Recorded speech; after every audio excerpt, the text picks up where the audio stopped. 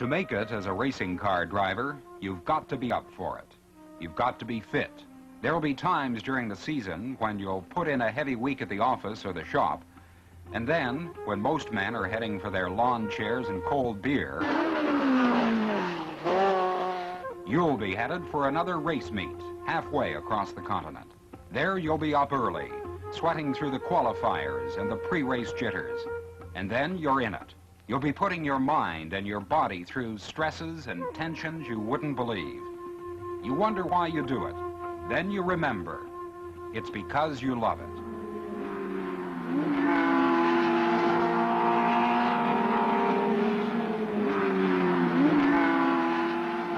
The series is the Players' Challenge.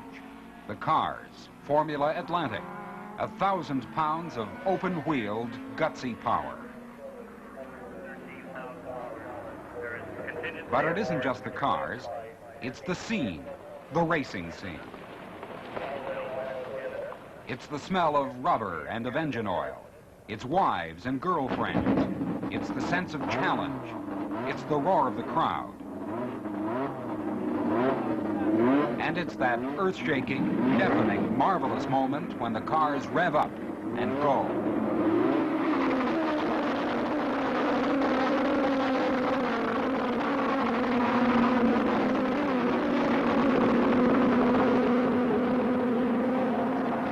The Speedway at Edmonton. It's May, and the challengers are meeting each other for the first time this season. New men are getting the feel of their cars, making mistakes, finding their way. The old boys are confident, especially the ones that have come from abroad to pick up easy money in this backwoods string of meets. Soon they'll realize that this may be the most fiercely competitive formula racing series in the world. Coming in hard off the drag strip, number 40, Sweden's Bertil Roos, dodges a newcomer, misses his chance to take Tom Klausler, tucks in tight behind him, keyed in for his next chance. There'll be 6 meets like this over the summer. 100,000 fans from coast to coast will stand in blazing heat and drenching rain just to watch fast cars go loudly round and round difficult, tortuous tracks.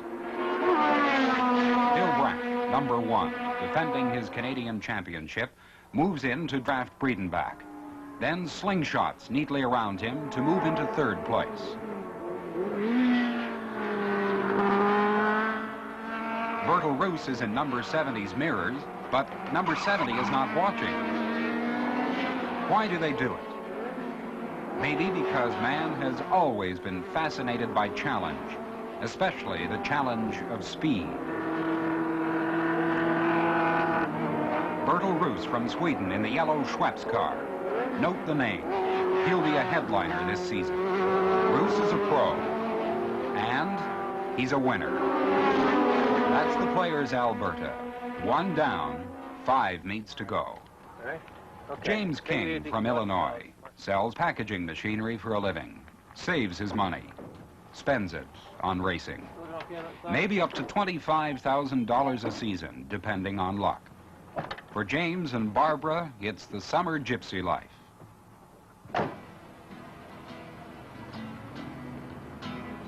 Pack up. On to the next meet. Do it all over again.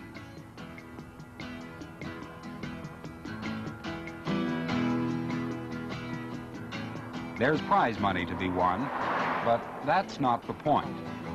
The point is the life itself. He really likes me to be here, and I'm kind of a moral support. Barbara's lived in the mountains. I never have, but I love the mountains. The contrast between the intense mechanical atmosphere of motor racing and the natural wilderness is one of the real benefits of doing this type of series.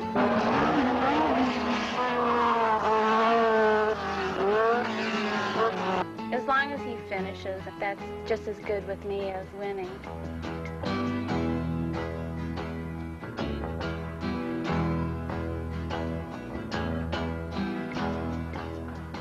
The other side of motor racing, the greasy side.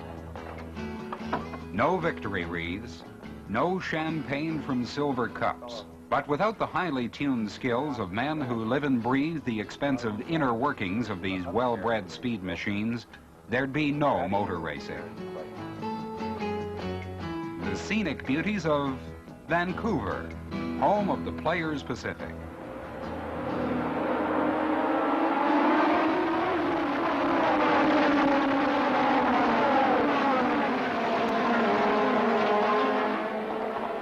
"30 cars, flat out.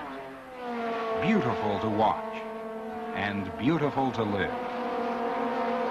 This is what gets me up in the morning, either at the office or, you know, on the road. This whole racing thing, this whole concept, the competition, the type of racing it is, the whole involvement, the people. You let one thing, you know, by, that's what's going to trip you up. And I think it's, you know, it's a one whole life, it's the whole lifetime wrapped into one weekend, you know, start to finish. Some drivers say they're only completely alive when they're on the track and moving fast. That's when the brain is really ticking over. Here at Westwood, the old boys and the newer ones begin to sort themselves out.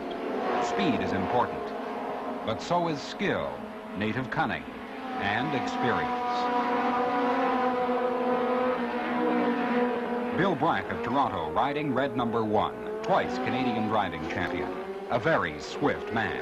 Watch white number 4 in orange 76, Craig Hill and Peter Ferguson. They're going to nudge each other a bit. Dangerous. So is this. That's Chicago dentist Sid Demovsky. Yet for all their spins and wipeouts, and there will be a lot of them over the season, Formula Atlantic is surprisingly safe. There have been no major accidents in this class of car so far.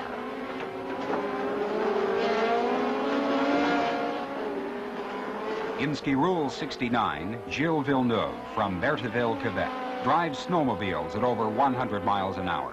Was world champion in that sport before going over to cars. Bertel Roos moving up in yellow number 40, picking his way through the pack to head for home. And home he comes, winner in Edmonton, now winner in Vancouver, followed closely by Brack. Veteran Tom Klausler fights it right down to the wire to beat out Elliott Forbes Robinson for 3rd place. The Players Pacific, 2 down, 4 to go. Roos is looking good. Driving the race is only part of it. There's sponsorship, there's image, there's the whole business of business. Sid Priddle does PR for Canadian champion Bill Brack. Probably, first of all, what we've tried to do is everyone look uniform. We look very professional, and everything is done in a uniform way, and our appearance around the racetrack. Then we feel the opposition has to take a second look at us. And in terms of Bill's image, I think one of the things he has realized is after becoming the Canadian champion for the 2nd time last year, that it's a very professional business, and it's to his advantage to get out and meet the public, expose himself on television, radio. As a result, then he becomes a very marketable venture. Your sponsor, your contracts, your full-time job. No managers to do it for you. These men have got a lot to think about, including how to handle slippery tracks and foul weather, as at the Players Manitoba in Gimli.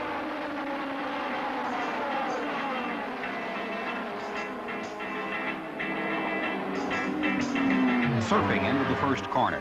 Bill Brack in the lead. Then Bertel Roos in his yellow car. Tom Klausler, Bobby Rahal. Mexico's Hector Rabaca, Elliott Forbes Robinson, and the rest of the swimmers.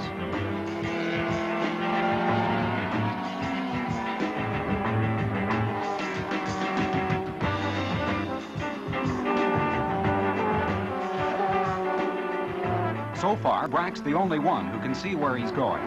The rest are flying by the damp seats of their pants.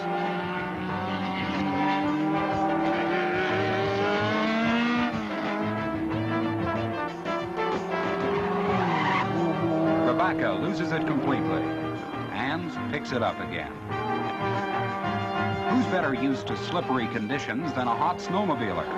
Watch Villeneuve in car 69. But now Bobby Rahal's taken the lead. That's ridiculous, muttered Tom Klausler, and quit. Bill Brack is an expert in the rain. But even experts slip sometimes. A tiny mistake, it will cost him the race. It's now Rahal, Forbes Robinson, and Brack.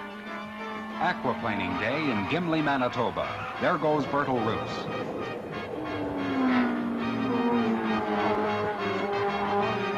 Gilles Villeneuve seems to have a magic grip on the track.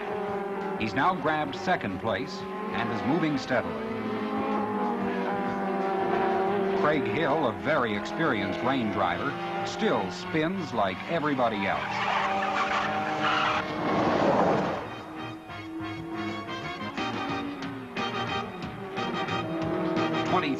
Rahal leaves the track and loses first place. But to a veteran snowmobiler with tricks up his sleeve, no problems.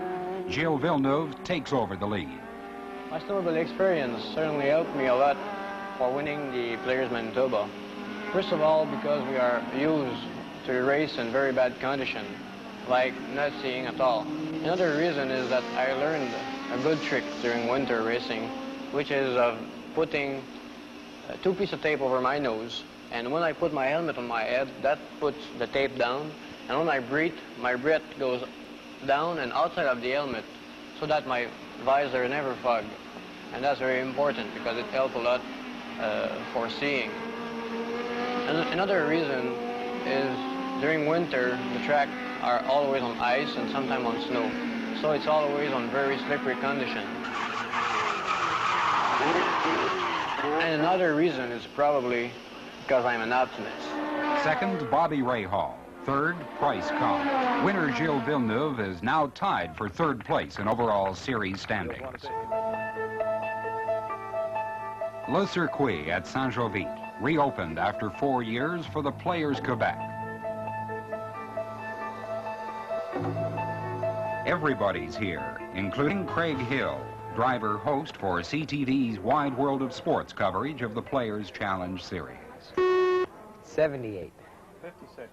Craig, 56, like many drivers in the series, has to have his head in several places at once. And of course, the #1 car in the series this far, March. His full-time job is selling oil products. He also has his various sponsors to consider. Probably the ones that have the most factory interest in the Players Challenge Series. Okay, so I'll give you a light cue then, Craig, when...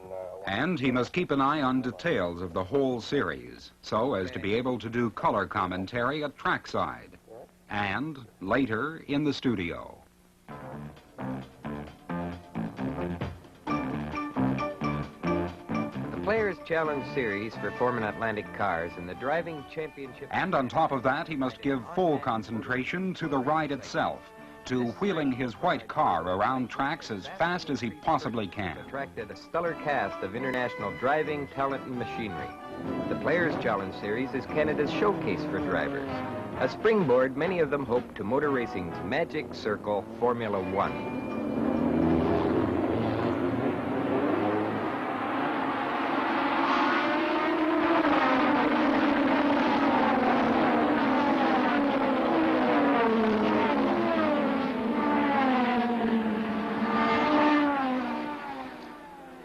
Rush hour at over 100 miles per hour.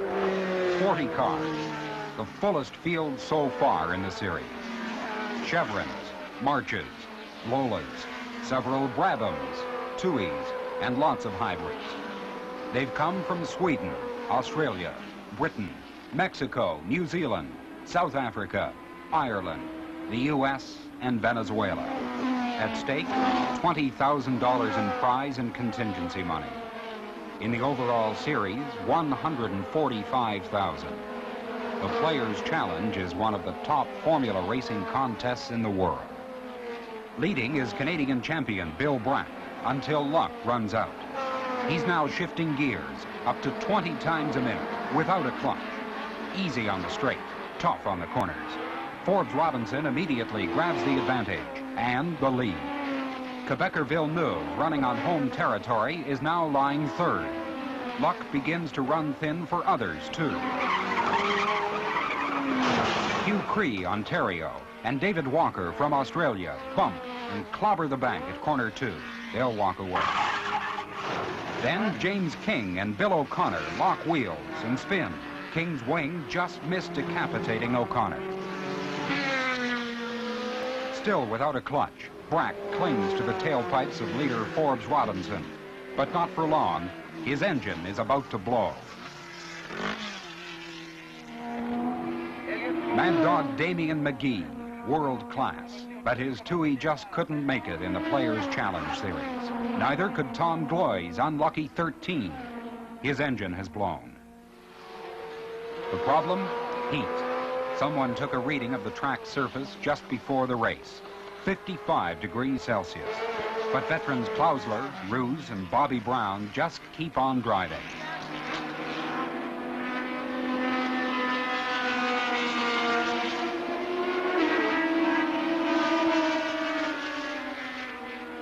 And here comes the Quebec snowmobiler, running a hot number 2, though clearly number 1 with his fans. And he's right behind winner Elliott Forbes Robinson in his Penthouse Lola. Forbes Robinson and Villeneuve. With a California sense of timing, Forbes Robinson ran out of gas and had to walk back to the finish line to collect his prize.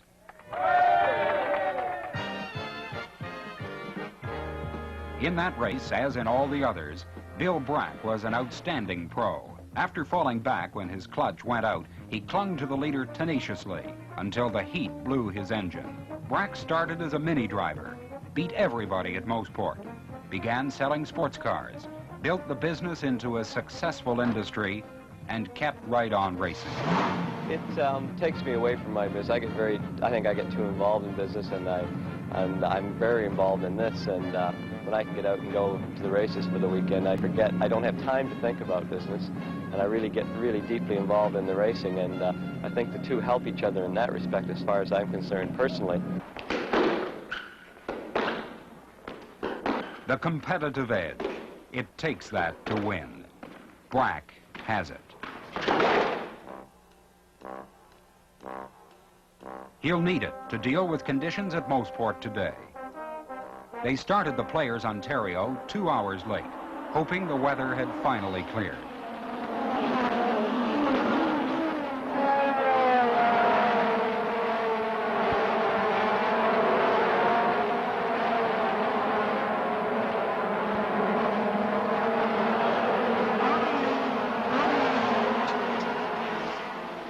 So far, so good. The groove is dry. That means if you pass in the wet, where it's slippery. Rain again. The groove goes away. Decision time. Stop for rain tires and lose laps, or stay on the slicks and lose traction. It's the toughest decision in racing. Among others, Brack, number 1, goes for the rain tires. Bertil Roos hangs in on the slicks. So does Forbes Robinson and Craig Hill. They're in the minority.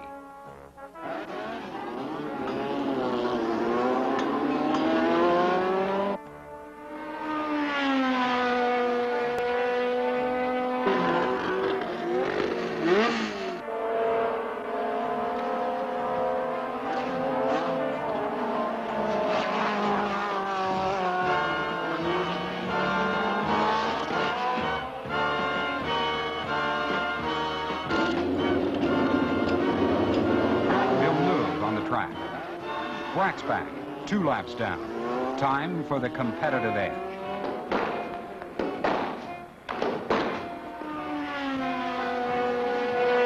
With slicks, it's like moving on a sheet of ice. Forbes Robinson is doing it and leading the pack. That's driving.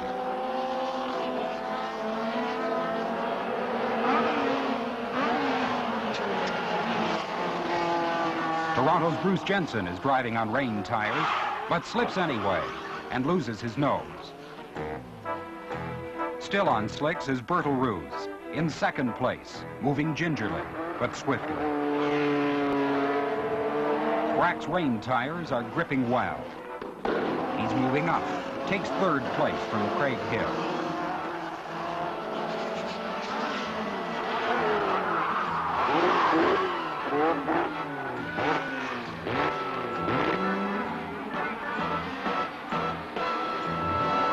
Brack is now 3 feet and 1 lap behind the leader and charging.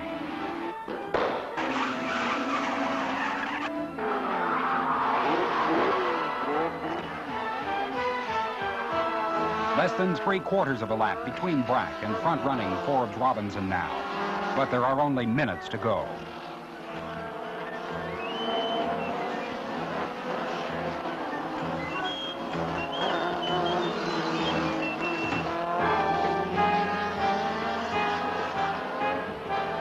Second place now.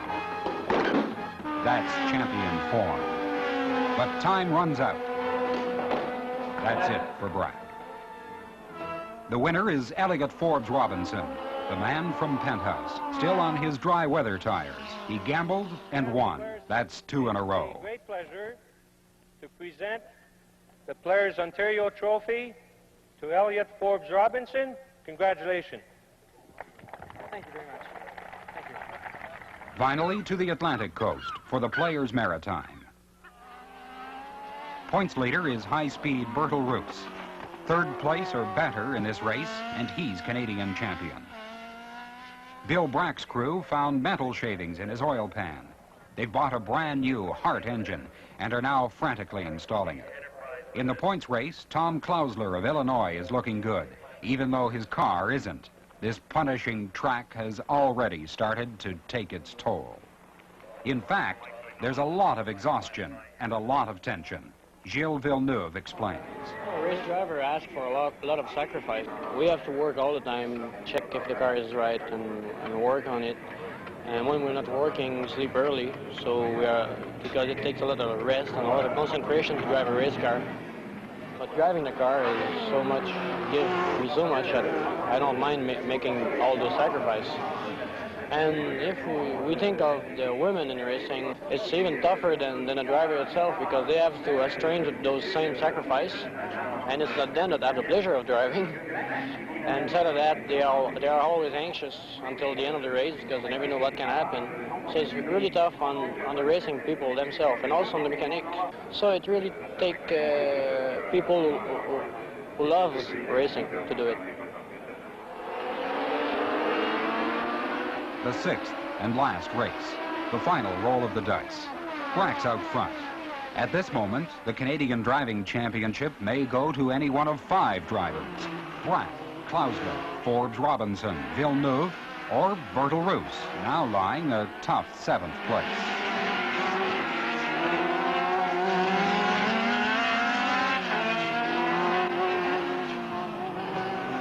An interesting thing about the Atlantic track, it's about as wide as an alley, very little passing width.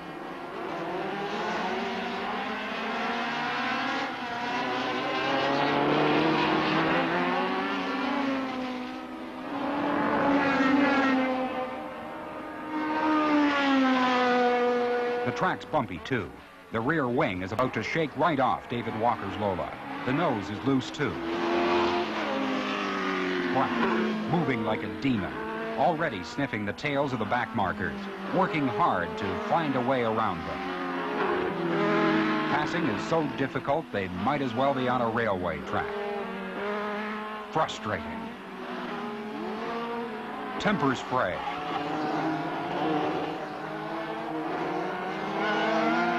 Forbes Robinson, driving with a broken hand, saw his rear brakes go, then his wing crack, before finally admitting defeat. Gilles Villeneuve's electrics gave out. That's 2 championship hopefuls out of the race. Bobby Rahal braked too hard, tore a tire. There goes his chance for Rookie of the Year. Unless something happens to Venezuelan Bobby Dennett, a tied contender. And something does. Dennett's nose is loose and flapping dangerously. Halfway down the pit lane, it flies off, and Dennett heads back for the track without that downforce. Bertil Roos stops on the track. Throttle linkage gone. Nobody can help him. It's against the rules. The Canadian Championship has just slipped out of his grasp. No one has ever won the championship 3 times in a row. Not yet. Bill Brack could do it today. The final laps. Cars and men stretch to the breaking point. The fight goes on. Klausler steals second place from Holmes. Within minutes, the points and the prizes, the triumphs and the disappointments. For Bill Brack, the disappointments are over. In nearly every race in the series, he's come within car lengths of winning and missed. Not this time. Now, when it really counts, remarkable Brack sails home, the fastest man in Canada, the best in the business. This has been an exciting climax to an exciting racing series. I would like to thank some of those people responsible for what has been called the most fiercely competitive Formula driving series in the world. Now, I would like to present to Bill Brack, the winner of today's race, winner of the Players' Challenge Series and the Players' Challenge Cup. What a great driver and a great competitor Bill is. Congratulations.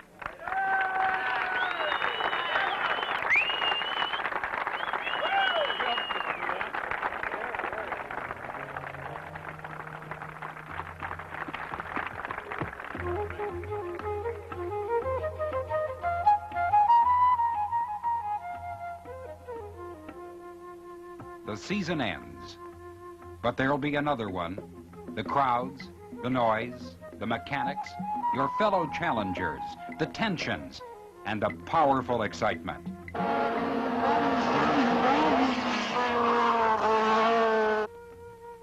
And you'll be ready for it. In fact, you can hardly wait. When you're hooked on motor racing, that's the way it is, and you wouldn't have it any other way.